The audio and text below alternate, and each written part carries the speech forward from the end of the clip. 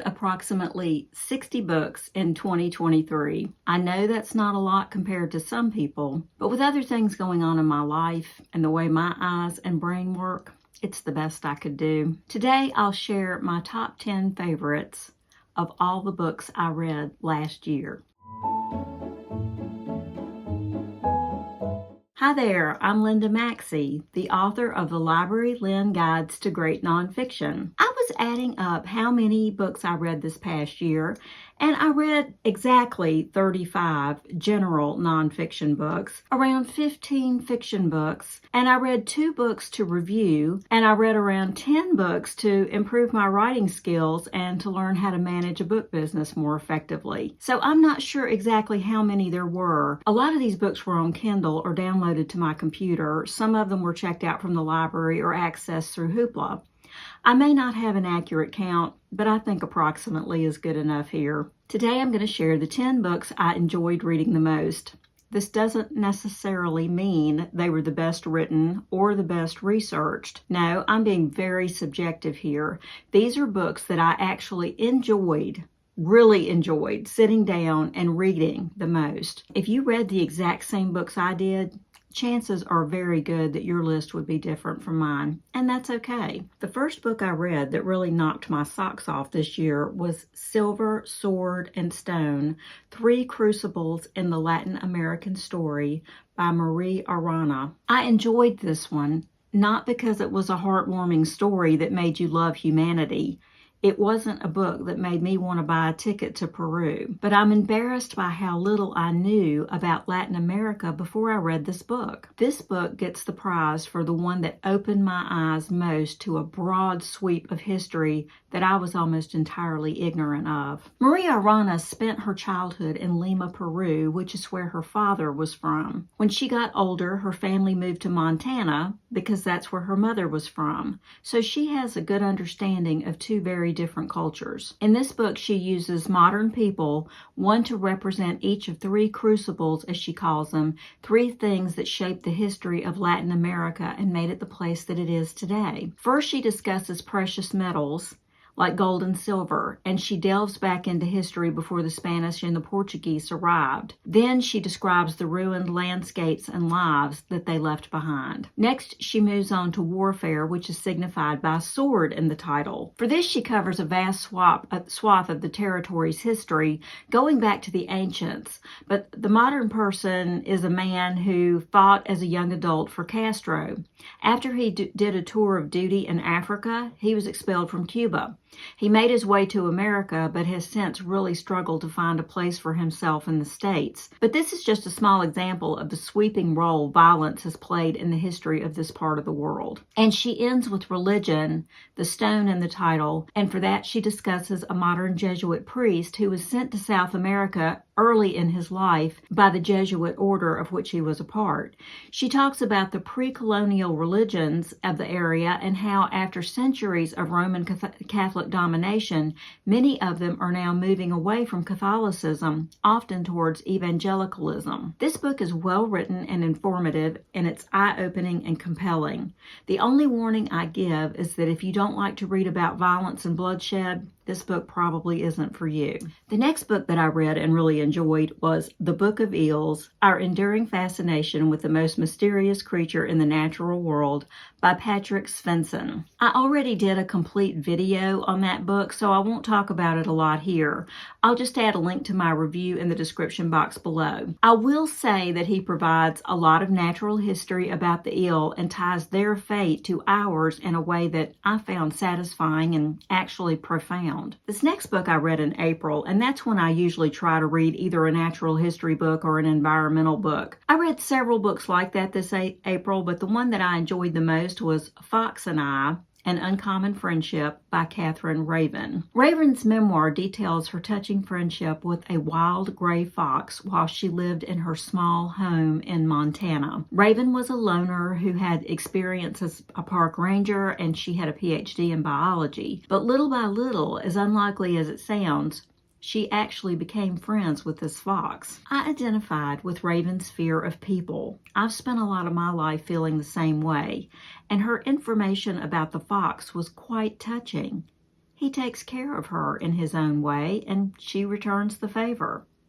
Her writing is beautiful, and I just found this book an absolute pleasure to read, although, like any good memoir, it does have its sad and poignant moments. If you like books about wildlife, I really recommend it. In May, I read Rivertown, 2 Years on the Yangtze, by Peter Hessler. This was the first of a series. I think there were 3 memoirs of Hessler's about his time in China. In this book, his first memoir, he was in his 20s and had just moved to China as a Peace Corps volunteer in the 1990s.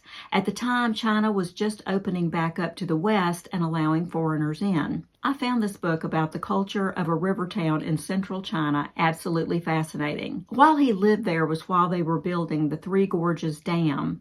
So just a year or 2 after Hessler moved away from this place, the water from the reservoir covered chunks of the city that he's writing about. That's a disappeared culture that will never get back, a disappeared place that's forever washed away, and I just think it was wonderful that he could record his thoughts on it before that happened. And because of that, it does capture the end of an era.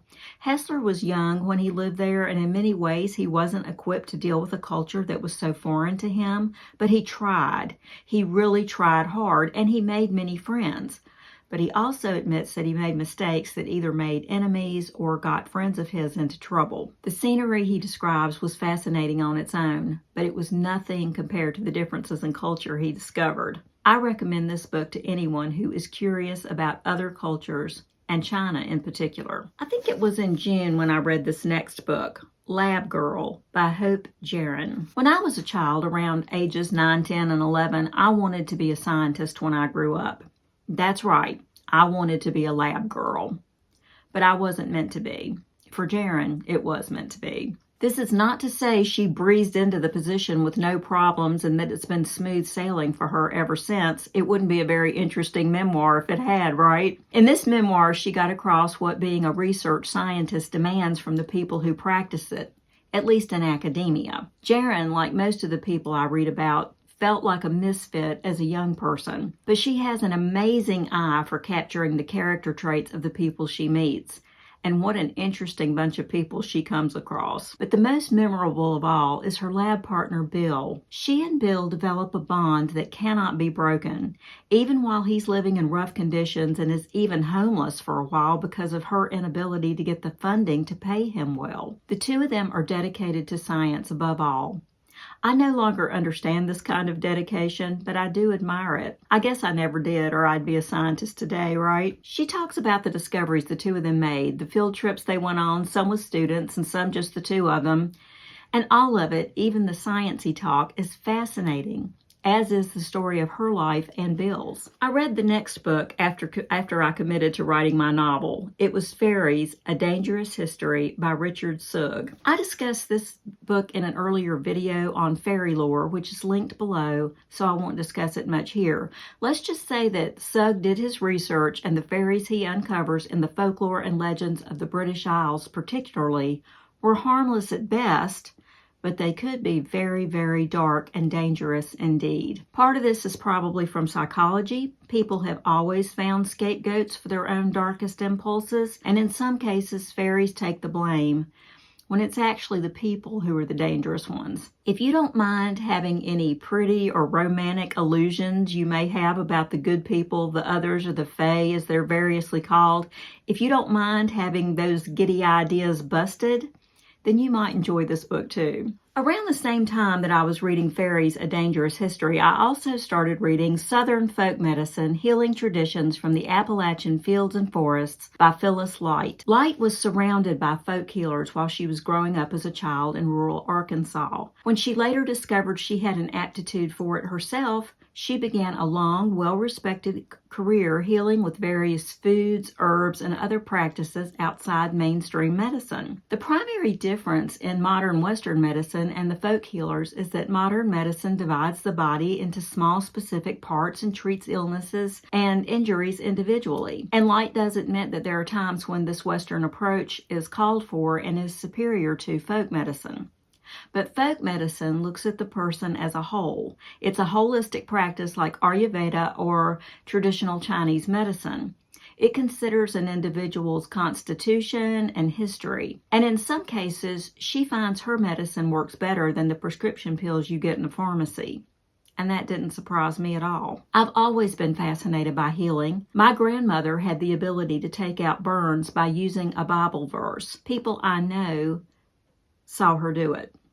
She never did it to me, but that doesn't mean I don't think she did it. And Light talks about that very thing in this book. She talks about people taking out burns by using a Bible verse, exactly like my grandmother. Apparently, it was quite common in Appalachia back in the day. She also divides people's constitutions into fire, water, air, and earth. And I know this may sound medieval to some of you, but I found it completely fascinating. She describes the physical, emotional, and mental characteristics that are common to each type. People all contain all the types, but most tend to lean towards one or two types in particular. Now, my husband doesn't believe in this kind of stuff. He poo-poos all of it.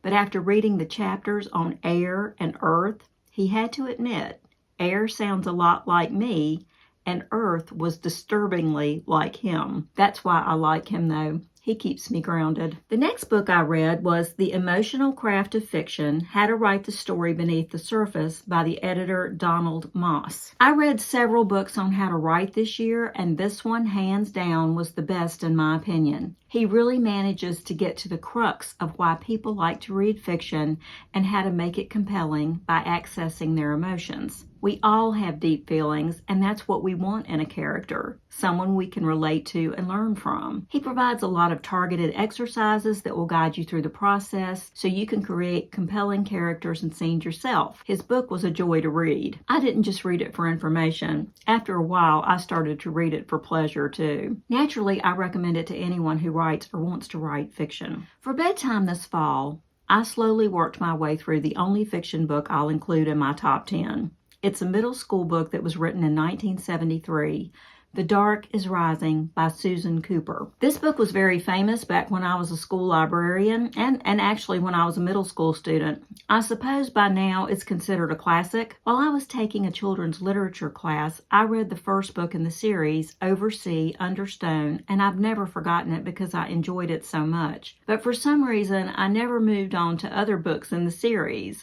I read this book because Richard Suggs suggested it in Fairies, A Dangerous History. All these books in this series by Cooper are based on King Arthur legends and the tales of fairies and myths surrounding pre-Christian Britain. They're all about the battle between good and evil. I liked this one, maybe not as much as Over Sea, Under Stone, but I found it intriguing enough that I would like to go on and read the rest of the books in the series. Next is Green Witch, then The Grey King, and then Silver on the Tree. If you've read any of the books in this series, please let me know. I'd love to hear what you thought about them. And the last book I talked about in my last video on my Reads for Nonfiction November is Agent Sonia, The Spy Next Door by Ben McIntyre. I forgot to put it in my stack for some reason, so I'll just show you a picture of it here.